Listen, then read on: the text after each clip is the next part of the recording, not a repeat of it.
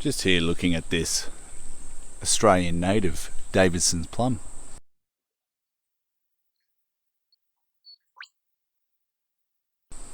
And I noticed, well, firstly I noticed it's fruiting. As you can see, lots of fallen fruit on the ground. If you've ever tasted it, it's very, very sour. But what I've never actually seen before is the flowers. If you're looking closely here, we have Davidson plum flowers.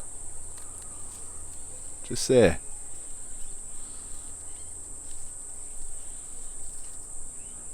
They grow off the trunk. They're very unusual. There's another one over towards the back here.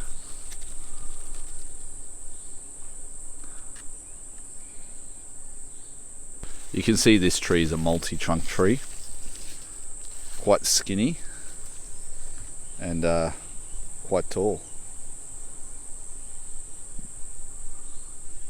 If we look up inside it, you might just make out some fruit up in there.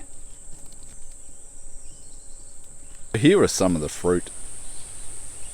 As you can see, they're quite pretty. They do look like quite a nice fruit.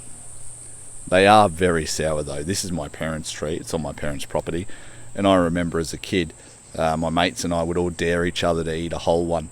They're very difficult to eat in their normal state. They do make a really good preserve though, like most things that are far too sour to eat out of hand. There's actually 3 species of Davidson plum. There's, on the east coast of Australia, in northern New South Wales, southern Queensland, there's Davidsonia jerseyana, I may be butchering that, and johnsonii. So jerseyana is the one you see here. It's the most common in horticulture, and johnsonii, that's the smooth-leafed Davidson plum. Very similar trees, both small trees, generally around 5 metres, though they can get larger. There's also the larger Davidsonia pruriens from North Queensland. It's known as the Queensland Davidson plum. It can get up to about 12 metres tall, though is a little rarer in horticulture. The Davidson plum is a rainforest tree, and as such it doesn't really appreciate dry conditions, so it needs to be kept well watered and really prefers a free draining soil. Sand or sandy loam is always best. Waterlogging will kill the tree relatively quickly. The trees grow best in a sheltered position. I mean, they are a rainforest tree. Direct sun when they're really young can do them a lot of damage, so it's best to grow them in a sheltered position like you might for a young avocado. Larger trees can tolerate full sun, but they'll still grow and fruit in the shade, so if you've got a shady position in your orchard, this might be a tree for that spot. They are frost sensitive, so while they can tolerate conditions right down to freezing, keep them in a frost-free part of the garden. Expect fruit from the 3rd year, and fruit will usually form, at least for this species, jerseyana, in the early to mid-summer. If you wanted to extend your season, pruriens, the North Queensland Davidson plum, actually fruits in the winter. So if you're a fan, it might be worth growing both trees. The fruit can be harvested as soon as it starts to turn purple, and it'll continue to ripen off the tree.